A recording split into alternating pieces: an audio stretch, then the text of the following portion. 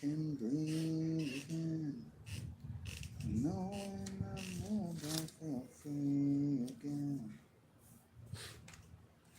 Okay, today we're reading from the Old Testament, from the book of Joshua, chapter 8, titled, The Israelites Defeat Ai. Then the Lord said to Joshua, do not be afraid or discouraged. Take all your fighting men and attack Ai, for I have given you the king of Ai, his people, his town, and his land. You will destroy them as you destroyed Jericho and its king. But this time you may keep the plunder and the livestock for yourselves. Set an ambush behind the town. So Joshua and all the fighting men set out to attack Ai. Joshua chose 30,000 of his best warriors and sent them out at night with these orders. Hide in ambush close behind the town and be ready for action.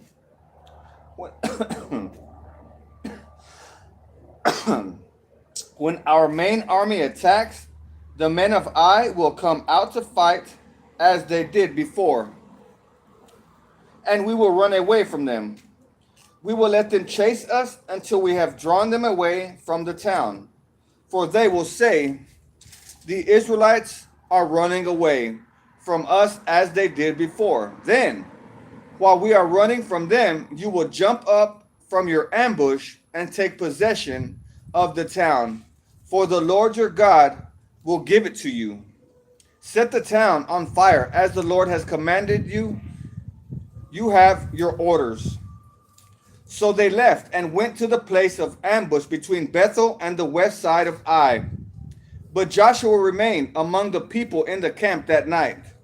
Early the next morning, Joshua roused his men and started toward Ai, accompanied by the elders of Israel. All the fighting men who were with Joshua marched in front of the town and camped on the north side of Ai, with a valley between them and the town. That night,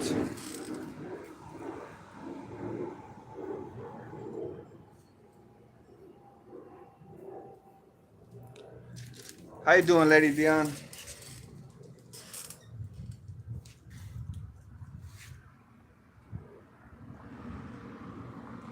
Early the next morning, Joshua roused his men and started toward Ai, accompanied by the elders of Israel.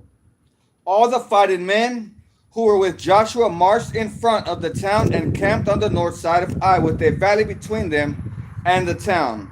That night, Joshua sent out 5,000 men to lie in ambush between Bethel and Ai, on the west side of the town. So they stationed the main army north of the town and the ambush west of the town. Joshua himself spent that night in the valley. When the king of Ai saw the Israelites across the valley, he and all his army hurried out early in the morning and attacked the Israelites at a place overlooking the valley. But he didn't realize there was an ambush behind the town. Joshua and the Israelite army fled toward the wilderness as though they were badly beaten. Then all the men in the town were called out to chase after them. In this way, they were lured away from the town. There was not a man left in Ai or Bethel who did not chase after the Israelites, and the town was left wide open. Then the Lord said to Joshua, point the spear in your hand toward Ai, for I will hand the town over to you. Joshua did as he was commanded. As soon as Joshua gave the signal, all the men in ambush jumped up from the position and poured into the town. They quickly captured it and set it on fire. When the men of Ai looked behind them, smoke from the town was filling the sky, and they had nowhere to go. For the Israelites who had fled in the direction of the wilderness now turned on their pursuers. When Joshua and all the other Israelites saw that the ambush had succeeded and that smoke was rising from the town, they turned the attack to the men of Ai. Meanwhile, the Israelites who were inside the town came out and attacked the enemy from the rear. So the men of Ai were caught in the middle with the Israelite fighters on both sides. Israel attacked them, and not a single person survived or escaped. We're reading from the Old Testament. If you guys want to follow along, we're in the book of Joshua, chapter 8, verse 23. Only the king of Ai was taken alive and brought to Joshua. When the Israelite army finished chasing and killing all the men of Ai in the open fields, they went back and finished off everyone inside. So the entire population of Ai, including men and women, was wiped out that day. 12,000 in all. For Joshua kept holding out his spear until everyone who had lived in Ai was completely destroyed. Only the livestock and the treasures of the town were not destroyed, for the Israelites kept these as plunder for themselves, as the Lord had commanded Joshua. So Joshua burned the town of Ai, and it became a permanent mound of ruins, desolate to this very day. Joshua impaled the king of Ai on a sharpened pole and left him there until evening. At sunset, the Israelites took down the body as Joshua commanded and threw it in front of the town gate.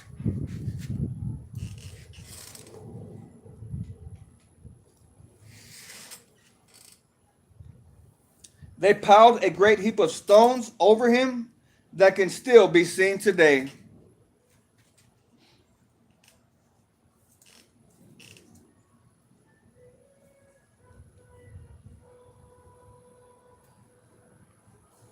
All right, we're reading from the Old Testament, the book of Joshua, chapter 9, verse 1, titled "The Gibeonites Deceive Israel." Now, all the kings west of the Jordan River heard about what had happened. These were the kings of the Hittites, Amorites, Canaanites, Perizzites, Hivites, and Jebusites, who lived in the hill country, in the western foothills, and along the coast of the Mediterranean Sea, as far north as the Lebanon mountains. These kings combined their armies to fight as one against Joshua and the Israelites.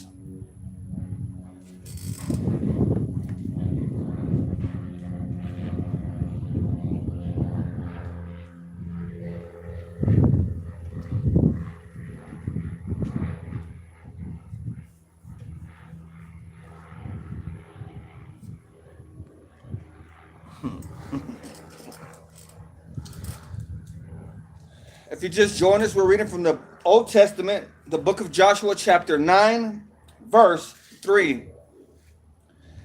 But when the people of Gibeon heard what Joshua had done to Jericho and Ai, they resorted to deception to save themselves. They sent ambassadors to Joshua, loading their donkeys with weathered saddlebags and old patched wineskins. They put on worn out patched sandals and ragged clothes, and the bread they took with them was dry and moldy. When they arrived at the camp of Israel at Gilgal, they told Joshua and the men of Israel, "We have come from a distant land to ask you to make a peace treaty with us." The Israelites replied to these Hivites, "How do we know you don't live nearby? For if you do, we cannot make a treaty with you." They replied, "We are your servants." "But who are you?" Joshua demanded. "Where do you come from?" They answered, "Your servants have come from a very distant country. We have heard of the might of the Lord your God and of all he did in Egypt. We have also heard what he did to the two Amorite kings east of the Jordan River, King Og of Bashan, who lived in Ashtaroth. So our elders and all our people instructed us, take supplies for a long journey. Go meet with the people of Israel and tell them, we are your servants. Please make a treaty with us. We're reading from the Old Testament, from the book of Joshua, chapter 9, verse 12, if you want to follow along with your Bibles. This bread was hot from the ovens when we left our homes, but now, as you can see, it is dry and moldy. These wineskins were new when we filled them, but now they are old and split open, and our clothing and sandals are worn out from our very long journey. So the Israelites examined their food, but they did not consult the Lord. Then Joshua made a peace treaty with them and guaranteed their safety. And the leaders of the community ratified their agreement with a binding oath. 3 days after making the treaty, they learned that these people actually lived nearby.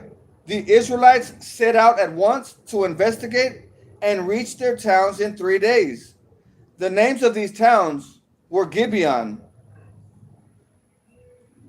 Kephirah, Beeroth, and the Kiriath Jearim.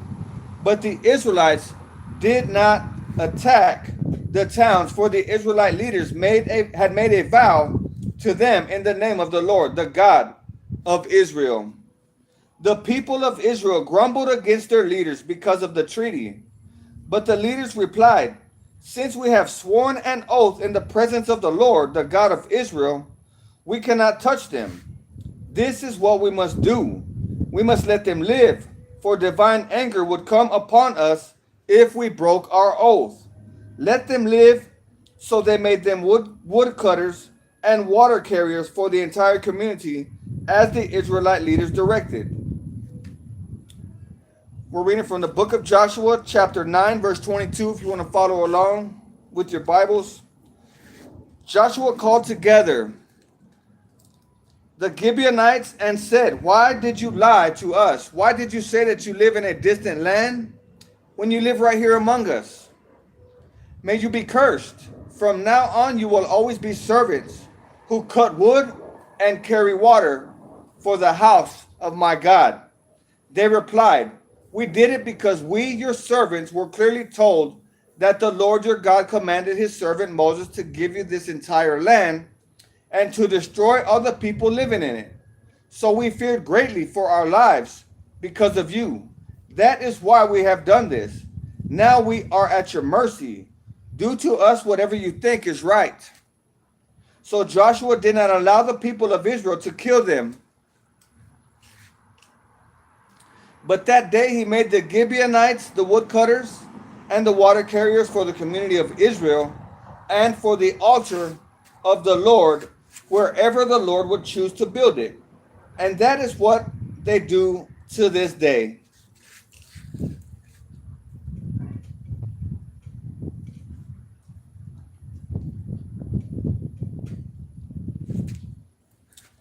If you just joined us, we're reading from the book of Joshua in the Old Testament, Joshua chapter 10, titled, The Israel Defeats the Southern Armies.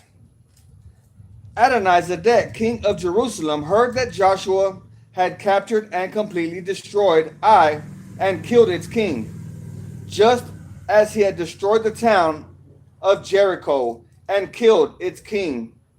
He also learned that the Gibeonites had made peace with Israel and were now their allies. He and his people became very afraid when they heard all this, because Gibeon was a large town, as large as the royal cities and larger than Ai. And the Gibeonite men were strong warriors. So King Adonizedek of Jerusalem sent messengers to several other kings, Hoham of Hebron, Piram of Jarmuth,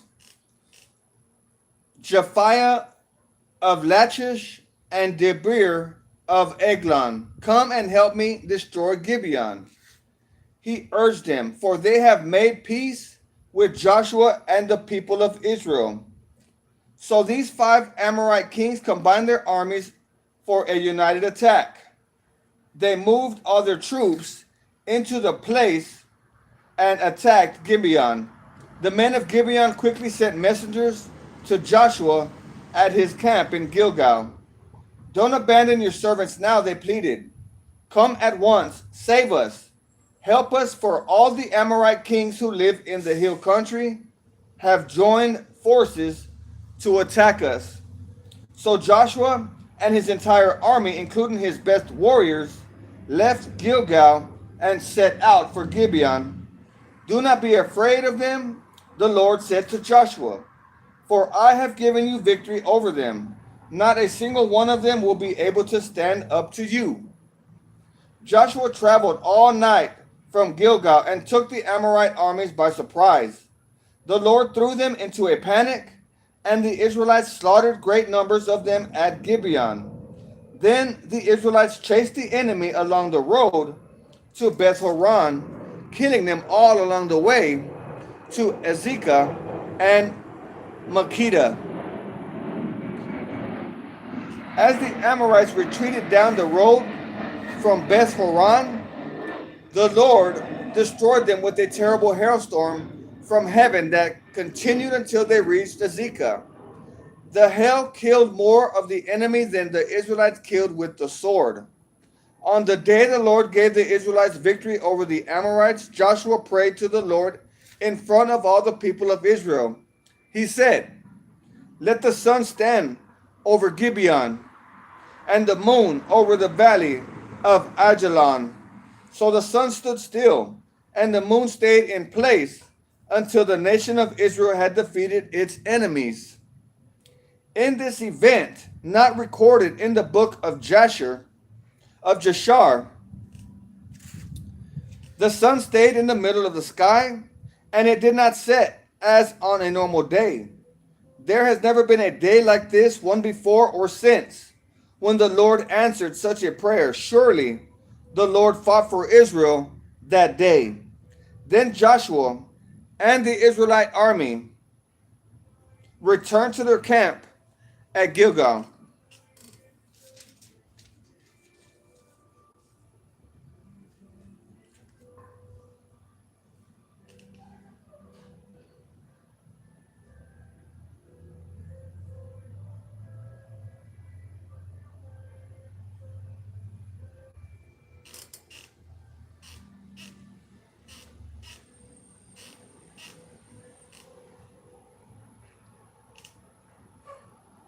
I can breathe again, knowing I'm loved. I feel free.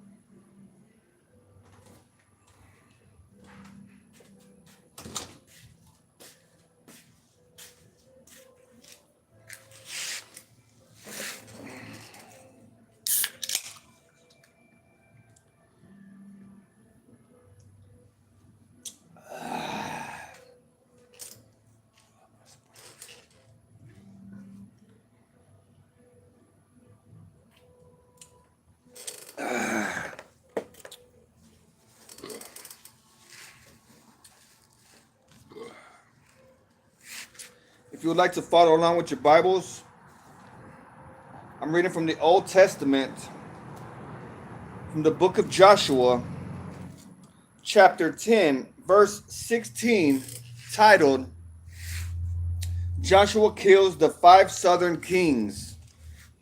During the battle, the 5 kings escaped and hid in a cave at Makkedah. When Joshua heard that they had been found, he issued this command: cover the opening of the cave with large rocks, and place guards at the entrance to keep the kings inside. The rest of you continue chasing the enemy and cut them down from the rear. Do not give them a chance to get back to their towns, for the Lord your God has given you victory over them. So Joshua and the Israelite army continued the slaughter and completely crushed the enemy. They totally wiped out the 5 armies except for a tiny remnant that managed to reach out their fortified towns. Then the Israelites returned safely to Joshua in the camp at Makkedah. After that, no one dared to speak even a word against Israel. Then Joshua said, remove the rocks covering the openings of the cave and bring the 5 kings to me. So they brought the 5 kings out of the cave. The kings of Jerusalem, Hebron, Jarmuth, Lachish, and Eglon. When they brought them out, Joshua told the commanders of his army, come and put your feet on the kings' necks. And they did as they were told. Don't ever be afraid or discouraged, Joshua told his men. Be strong and courageous, for the Lord is going to do this to all of your enemies. Then Joshua killed each of the 5 kings and impaled them on 5 sharpened poles, where they hung until evening. Man, that's a crazy story. As the sun was going down, Joshua gave instructions for the bodies of the kings to be taken down from the poles and thrown into the cave where they had been hiding. They covered the opening of the cave with a pile of large rocks, which remains to this very day.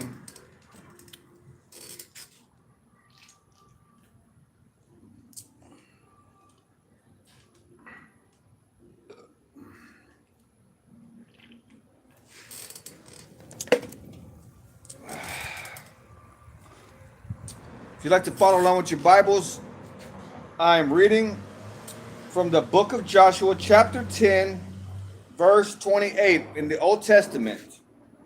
The title is Israel Destroys the Southern Towns. That same day, Joshua captured and destroyed the town of Makkedah. He killed everyone in it, including the king, leaving no survivors. He destroyed them all, and he killed the king of Makkedah as he had killed the king of Jericho. Then Joshua and the Israelites went to Libnah and attacked it. There too the Lord gave them the town and its king. He killed everyone in it. Leaving no survivors. Then Joshua killed the king of Libnah as he had killed the king of Jericho. From Libnah, Joshua and the Israelites went to Lachish and attacked it. Here again, the Lord gave them Lachish. Joshua took it on the 2nd day and killed everyone in it, just as he had done at Libnah. During the attack on Lachish, king of Aram,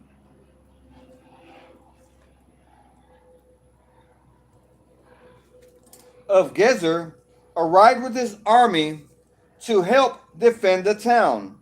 But Joshua's men killed him and his army, leaving no survivors.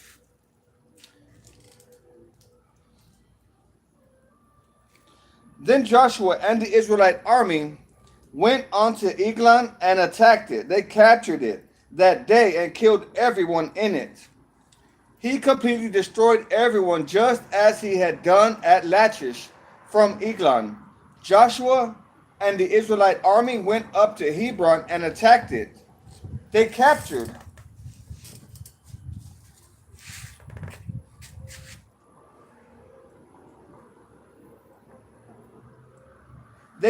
the town and killed everyone in it, including its king, leaving no survivors. They did the same thing to all of its surrounding villages, and just as he had done at Eglon, he completely destroyed the entire population.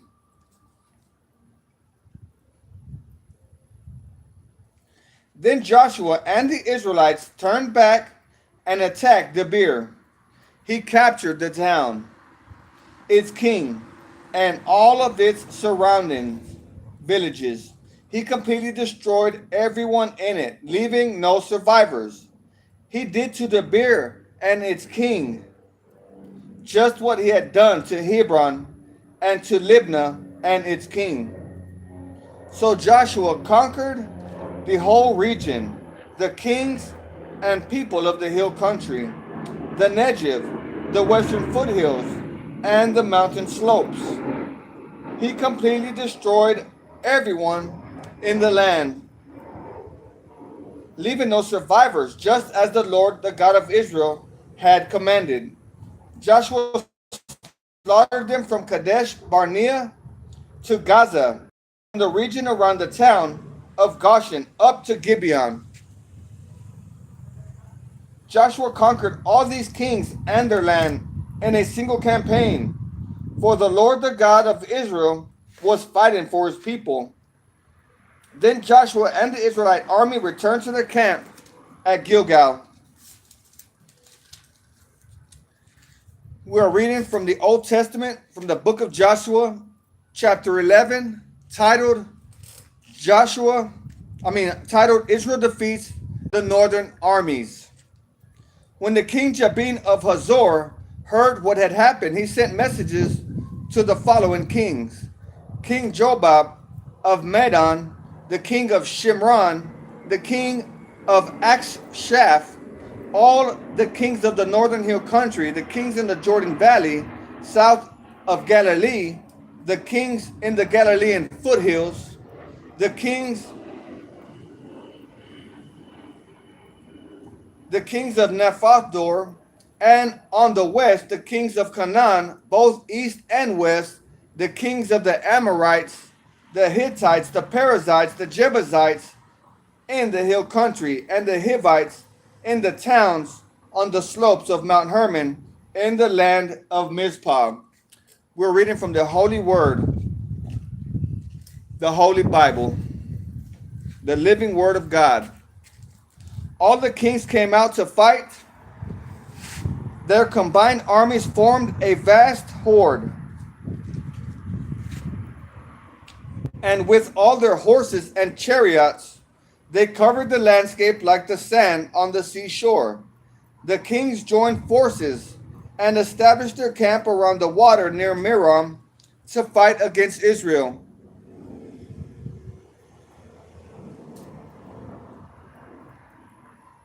Then the Lord said to Joshua, "Do not be afraid of them. By this time tomorrow I will hand all of them over to Israel as dead men. Then you must cripple their horses and burn their chariots." So Joshua and all his fighting men traveled to the water near Merom and attacked suddenly. And the Lord gave them victory over their enemies. The Israelites chased them as far as Greater Sidon, as Mizrephoth Maim, and eastward into the valley of Mizpah, until not one enemy warrior was left alive. Then Joshua crippled the horses and burned all the chariots as the Lord had instructed.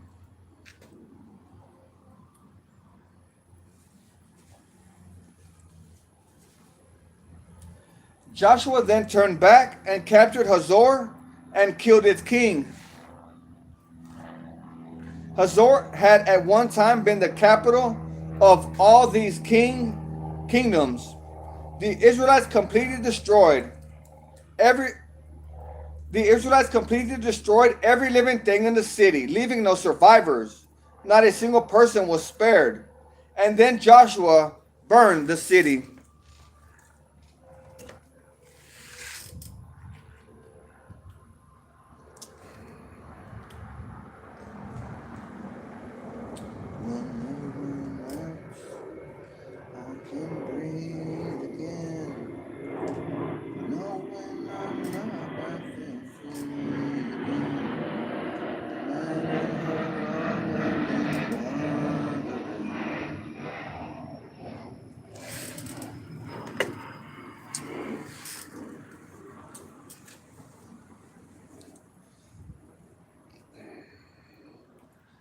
Joshua slaughtered all the other kings and their people, completely destroying them, just as Moses, the servant of the Lord, had commanded.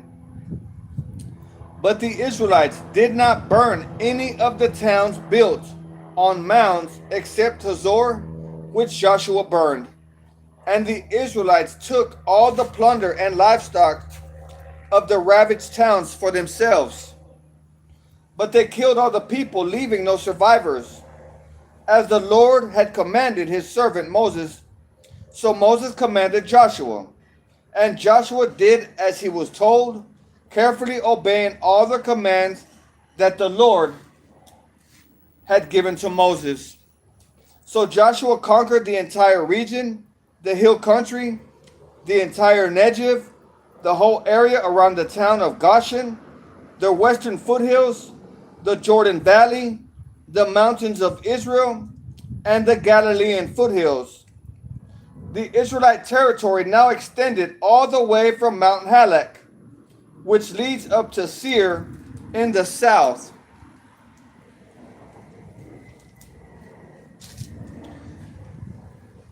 As far north as Baal-Gad, at the foot of Mount Hermon in the valley of Lebanon. Joshua killed all the kings of those territories, waging war for a long time to accomplish this. No one in this region made peace with the Israelites except the Hivites of Gibeon. All the others were defeated. For the Lord hardened their hearts and caused them to fight the Israelites. So they were completely destroyed without mercy, as the Lord had commanded Moses.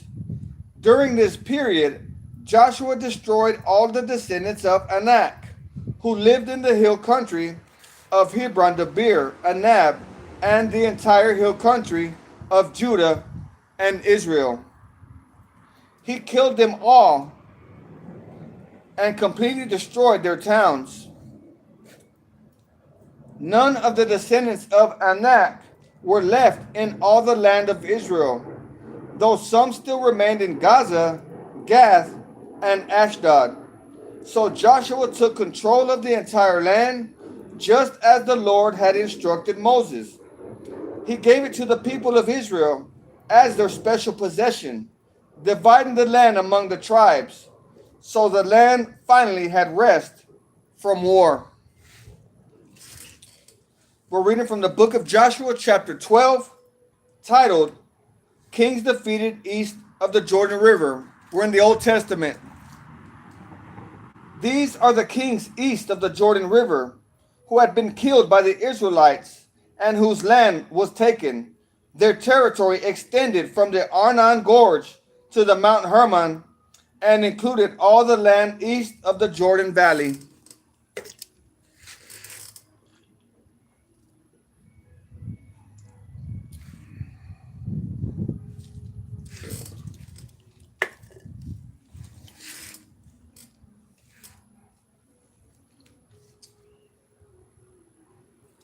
King Sihon of the Amorites, who lived in Heshbon, was defeated.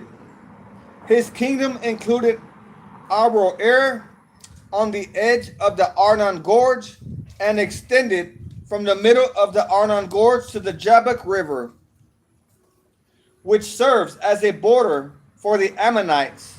This territory included the southern half of the territory of Gilead. Sihon also controlled the Jordan Valley and regions to the east, far north as the Sea of Galilee to as far south as the Dead Sea, including the road to Beth Jehishamath, and southward to the slope of Pisgah. King Og of Bashan, the last of the Rephaites, lived at Ashtaroth and Edrei. He ruled a territory stretching from Mount Hermon to Selica in the north and to all of Bashan in the east, and westward to the borders of the kingdoms of Geshur and Makkah. This territory included the northern half of Gilead, as far as the boundary of King Sihon of Heshbon. Moses, the servant of the Lord, and the Israelites had destroyed the people of King Sihon and King Og, and Moses gave their land as a possession to the tribes of Reuben, Gad, and the half tribe of Manasseh.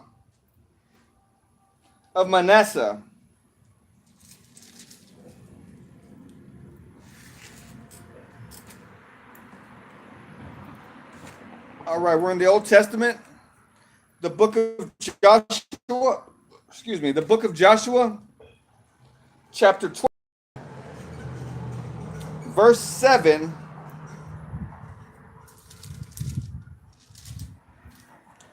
Titled, Kings Defeated West of the Jordan.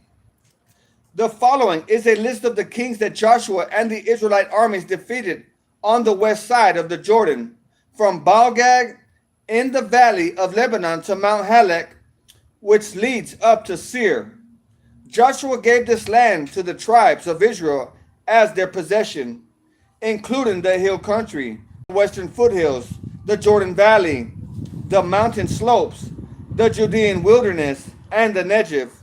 The people who lived in this region were the Hittites, the Amorites, the Canaanites, the Perizzites, the Hivites, and the Jebusites. These are the kings Israel defeated: the king of Jericho, the king of Ai near Bethel, the king of Jerusalem, the king of Hebron, the king of Jarmuth, the king of Lachish, the king of Eglon, the king of Gezer, the king of Debir, the king of Geder, the king of Hormah, the king of Arad, the king of Libnah, the king of Adullam, the king of Makkedah, the king of Bethel, the king of Tappuah, the king of Hepher, the king of Aphek, the king of Lasharon, the king of Madon, the king of Hazor, the king of Shimron Miron, the king of Akshaph, the king of Tanakh, the king of Megiddo, the king of Kadesh, the king of Jokneam in Carmel, the king of Dor in the town of Naphtardar, the king of Goim in Gilgal, the king of Tirzah. In all, 31 kings were defeated. All right, we're in the book of Joshua, chapter 13, titled, The Land Yet to Be Conquered. We're reading from the Old Testament. When Joshua was an old man, the Lord said to him, You are growing old, and much land remains to be conquered. This is the territory that remains, all the regions of the Philistines and the Geshurites, and the larger territory of the Canaanites, extending from the stream of Shihor on the border of Egypt, northward to the boundary of Ekron. It includes the territory of the 5 Philistine rulers of Gaza, Ashdod, Ashkelon, Gath, and Ekron. The land of the Avites in the south also remains to be conquered. In the north, the following area has not yet been conquered: all the land of the Canaanites, including the Mearah, which belongs to the Sidonians, stretching northward to Aphek on the border of the Amorites, the land of the Gibeonites, and all of the Lebanon mountain area to the east, from the Baal-Gad below Mount Hermon to the Lebo Hamath, and all the hill country from Lebanon to Misrephoth Maim, including all the land of the Sidonians. I myself will drive these people out of the land ahead of the Israelites. So be sure to give this land to Israel as a special possession, just as I have commanded you. Include all this territory as Israel's possession when you divide this land among the 9 tribes and the half tribe of Manasseh. Verse 8, Joshua chapter 13, verse 8, titled, The Land Divided East of the Jordan. Half the tribe of Manasseh and the tribes of Reuben and Gad had already received their grants of land on the east side of the Jordan. Not today. On the east side of the Jordan.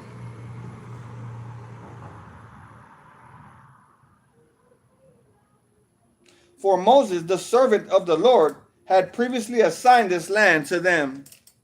Their territory extended from Aroer on the edge of the Arnon Gorge, including the town in the middle of the gorge, to the plain beyond Medeba, as far as Dibon. It also included all the towns of King Sihon of the Amorites, who had reigned in Heshbon, and extended as far as the borders of Ammon.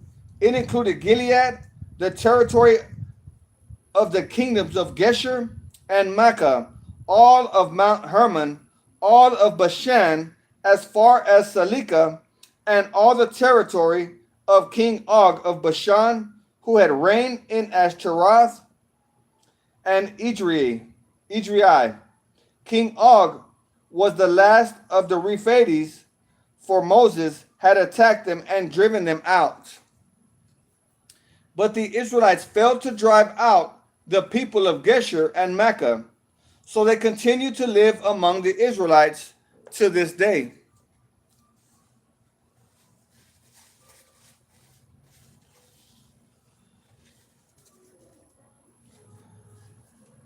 Chapter 13, verse 14. We're in the book of Joshua, chapter 13, verse 14. We're reading from the Old Testament, titled, An Allotment for the Tribe of Levi. Moses did not assign any allotment of land to the tribe of Levi.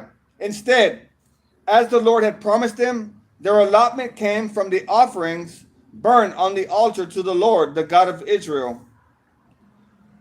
Verse 15, the land given to the tribe of Reuben. Moses had assigned the following area to the clans of the tribe of Reuben. Their territory extended from Aroer on the edge of the Arnon Gorge, including the town in the middle of the gorge, to the plain beyond Medeba. It included Heshbon and the other towns on the plain, Dibon, Bamoth, Baal, Beth Baal Meon, Jahaz, Kedemoth, Mephath, Kiriathaim, Sibmah, Zeretz, Shahar on the hill above the valley, Beth Peor, the slopes of Pisgah, and the Beth Jeshimoth. The land of Reuben also included all the towns of the plain and the entire kingdom of Sihon. Sihon was the Amorite king who had reigned in Heshbon and was killed by Moses along with the leaders of Midian, Evi, Rechem, Zor, Hor, and Reba, princes living in the region who were allied with Sihon. The Israelites had also killed Balaam, son of Beor, who used magic to tell the future. The Jordan River marked the western boundary for the tribe of Reuben. The towns and their surrounding villages in this area were given as a homeland to the clans of the tribe of Reuben. Verse 24, titled, The Land Given to the Tribe of Gad. Moses had assigned the following area to the clans of the tribe of Gad. Their territory included Jazer, all the towns of Gilead, and half of the land of Ammon, as far as the town of Aroer, just west of Rabbah, It extended from Heshbon to Ramath Mizpeh and to Betonim, and from Mahanaim to the territory of Lodebar. In the valley were Beth Haram, Beth Nimrah, Sukkos, Zaphon, and the rest of the kingdom of King Sihon of Heshbon. The western boundary ran along the Jordan River, extended as far north as the tip of the Sea of Galilee, and then turned eastward. The towns and their surrounding villages in this area were given as a homeland to the clans of the tribe of Gad. We're in the book of Joshua, chapter 13, verse 29. We're reading from the Old Testament today. The title, the land given to the half tribe of Manasseh. Moses had assigned the following area to the clans of the half tribe of Manasseh. Their territory extended from Mahanaim, including all of Bashan, all the former kingdom of King Og, and the 60 towns of Jair and Bashan. It also included half of Gilead and King Og's royal cities of Ashtaroth and Edrei. All this was given to the clans of the descendants of Machir, who was Manasseh's son. These are the allotments Moses had made while he was on the plains of Moab, across the Jordan River east of Jericho. But Moses gave no allotment of the land to the tribe of Levi, for the Lord, the God of Israel, had promised that he himself would be their allotment. All right, we're reading from the Old Testament, the book of Joshua, chapter 14, titled The Land Divided West of the Jordan.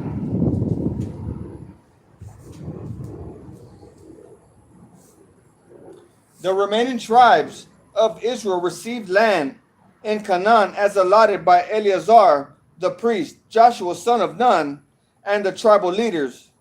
These 9.5 tribes received their grants of land by means of sacred lots, in accordance with the Lord's command through Moses. Moses had already given a grant of land to the people and a half tribes on the east side of the Jordan River, but he had given the Levites no such allotment. The descendants of tribes Manasseh and Ephraim and the Levites were given no land at all, only towns to live in with surrounding pasture lands for their livestock and all their possessions. So the land was distributed in strict accordance with the Lord's commands to Moses. All right, we're reading from the Old Testament, the book of Joshua, chapter 14, verse 6. Titled, Caleb Requests His Land. A delegation from the tribe of Judah, led by Caleb, son of Jephunneh, the Kenizzite, came to Joshua at Gilgal. Caleb said to Joshua, "Remember what the Lord said to Moses, the man of God, about you and me when we were at Kadesh Barnea. I was 40 years old when Moses, the servant of the Lord, sent me from Kadesh Barnea to explore the land of Canaan. I returned and gave an honest report. But my brothers who went with me frightened the people from entering the promised land. For my part, I wholeheartedly followed the Lord my God. So that day Moses solemnly promised me, the land of Canaan on which you were just walking will be your grant of land and that of your descendants forever, because you wholeheartedly followed the Lord my God. Now, as you can see, the Lord has kept me alive and well as he promised for all these 45 years since Moses made this promise, even while Israel wandered in the wilderness. Today I am 85 years old. I am as strong now as I was when Moses sent me on that journey, and I can still travel and fight as well as could then. So give me the hill country that the Lord promised me. You will remember that as scouts we found the descendants of Anak living there in great walled towns. But if the Lord is with me, I will drive them out of the land, just as the Lord said. So Joshua blessed Caleb, son of Jephunneh, and gave Hebron to him as his portion of land. Hebron still belongs to the descendants of Caleb, son of Jephunneh, the Kenizzite, because he wholeheartedly followed the Lord, the God of Israel. Previously, Hebron had been called Kiriath Arba. It had been named after Arba, a great hero of the descendants of Anak, and the land had rest from war. All right, that's going to be it for today. God bless you guys. I appreciate you tuning in and joining me for this reading. God bless you, and I will see you at the top.